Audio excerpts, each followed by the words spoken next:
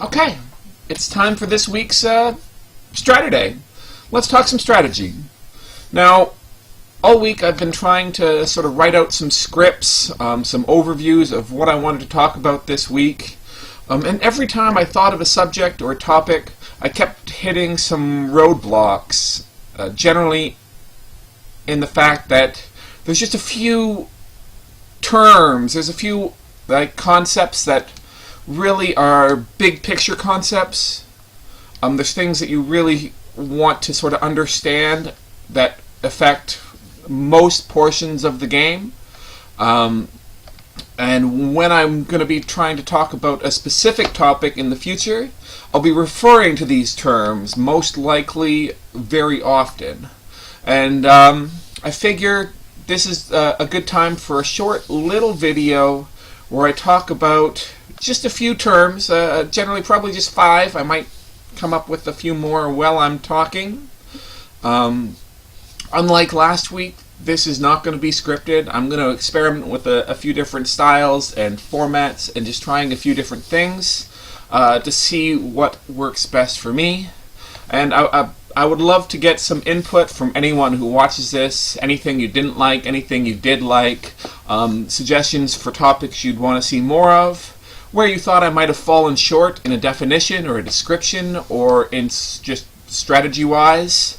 Because I want to give out the best information I can in an entertaining way that people enjoy.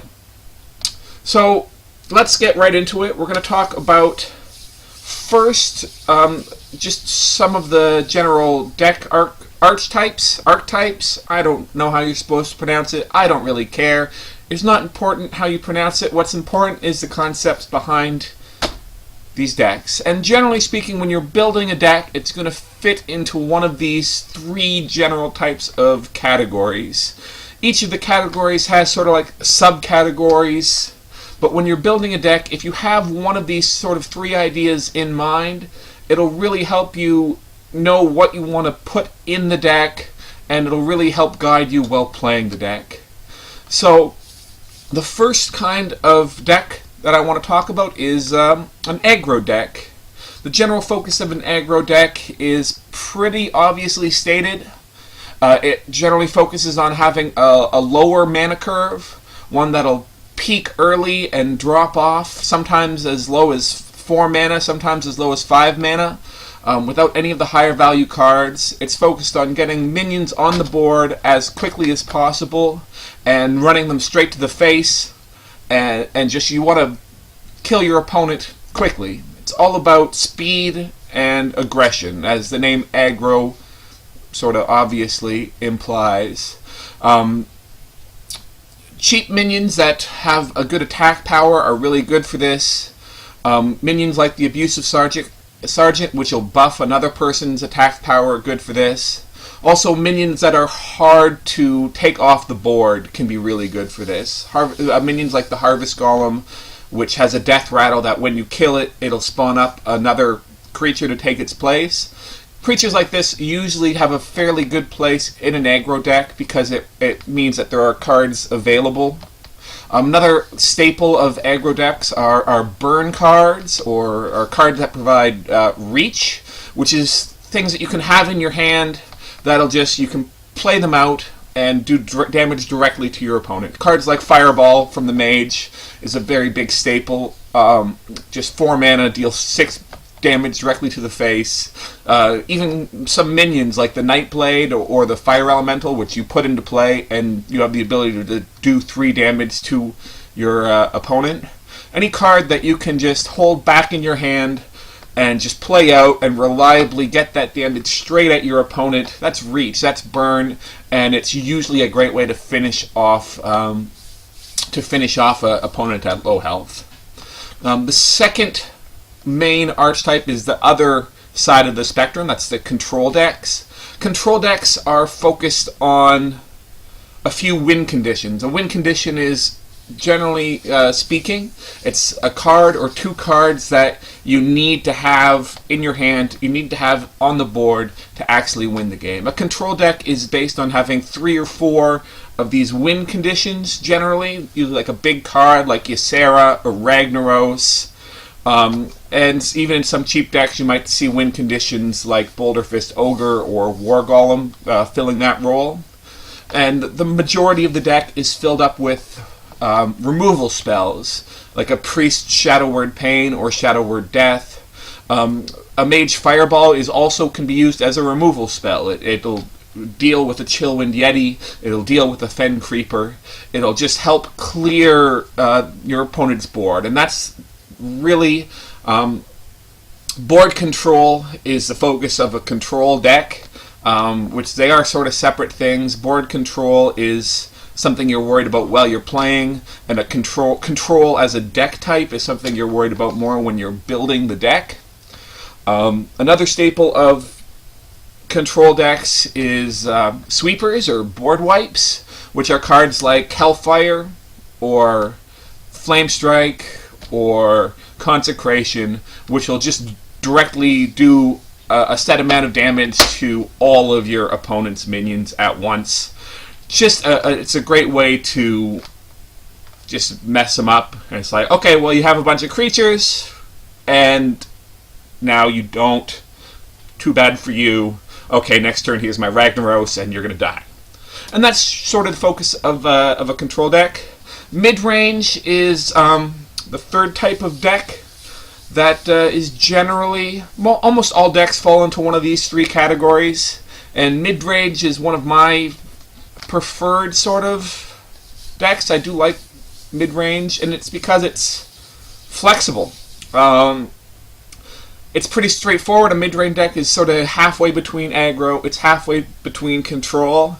If it's playing against a deck that specifically can control, it can play a very aggressive game against it to try and aggro it out. But if it's playing against an aggro deck, it can also have the chance to do a good amount of control and control that aggro so that you don't die. One thing I didn't mention that's good in both mid-range and control decks, those are the decks where you'll find heal effects actually being fairly useful. In many games, a heal effect is not going to do very well in the long run because it doesn't actually give you any advantage. It just makes you last a turn longer. Like if you heal 8 damage, but the creatures that dealt you the damage are still on the board, it's just one more turn that you get to survive. In a control deck, that one more turn is often the turn you need to stabilize, to wipe your opponent's board, to get your big guy out that's going to save you. So yeah, control decks are generally where heal effects are the most useful. That brings us to when you're playing these decks, we're talking about actual gameplay concepts now, and there's two that I really want to focus on. The first is tempo, and that's exactly what I was talking about with the heal effects.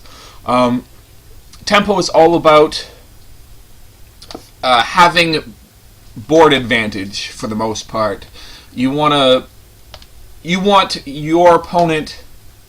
Tempo is all about having your opponent need to respond to you instead of having to respond to your opponent. Aggro decks are more likely to focus on tempo plays, and then there's actually decks that can be focused purely on tempo, purely on slowing your opponent down, even without having minions on the board, even without having a board advantage. Mage decks that focus on Frost Novas and Blizzards and Freeze effects are great examples of that, as are rogue decks, which focus largely on taking minions, your opponent's minions, and putting them back into their hand. Also are examples of very tempo-focused plays. But even in playing minions, and even if it's just a straight minion versus minion set of battles, tempo is a very important concept. If you have tempo, you're generally in a position where you can decide the trades that are being made. You've got the creatures out that can attack, and your opponent's going to summon creatures that he thinks can best deal with them. But if you have control over which minions are attacking which minions, you have a definite advantage. And that's why it's nice to have the tempo edge, to have tempo over your opponent. So anytime I talk about tempo, I'm talking about something along those lines. Healing is a negative tempo play because it doesn't actually bring you forward. It just, it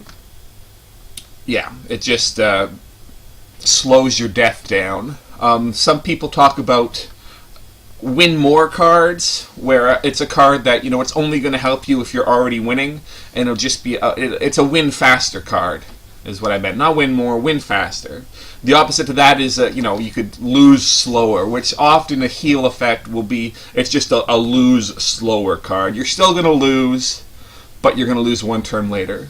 Of course, that's not a universal thing. There are definitely decks that make good advantage of healing cards. One great example of that is Paladin decks, which have the big Guardian of Kings, which is a 5/6 body, that actually heals your hero 6 health at the same time.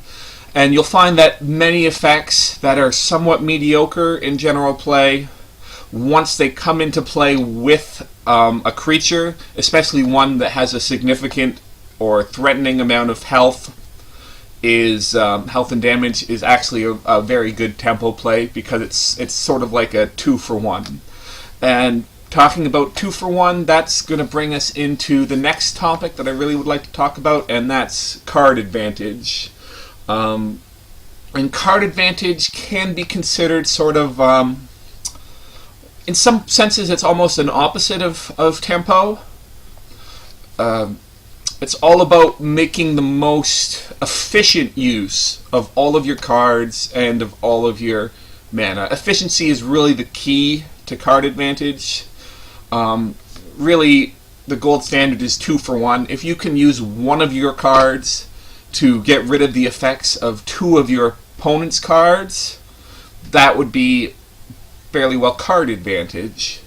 But on the flip side, if you can use one of your one cheap card to get rid of the effects of one of your opponent's really strong cards or really expensive cards, that is also, in a sense, card advantage, because you're I guess in a sense it's sort of mana advantage. If you can use 1 mana to deal with your opponent's 6 mana, that's also a really good, I mean, it's just pretty straightforward. That's a good thing, right? Am I crazy? Well, I am crazy. But, yeah. Okay, well, those are the 5 real things that I wanted to talk about. Now I'm just going to think for a second and see if there's anything else I wanted to tell you guys. Actually, if there's anyone watching, and there's probably not yet, I would love to get your opinions on what legendaries I should craft next, because I've got 6 at the moment, and I've got 1,600 dust just waiting in the wings, trying to decide on a legendary. Right now I've got, I just got Old Murkai and Gruul.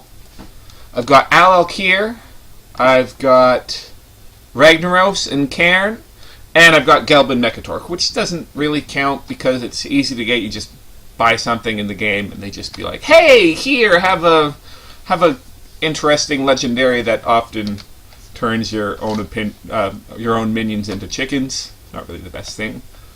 Turning your own minions into chickens is a minus tempo play.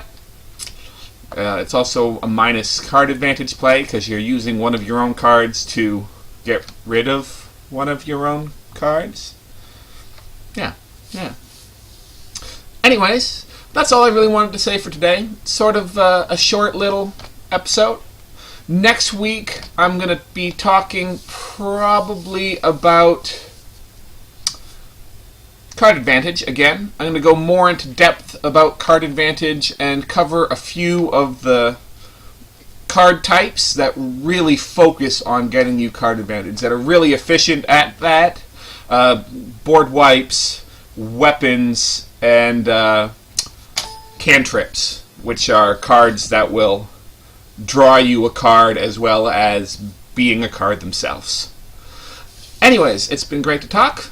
I still have to think of a sign out, but hopefully we'll see some of you next week for Straterday.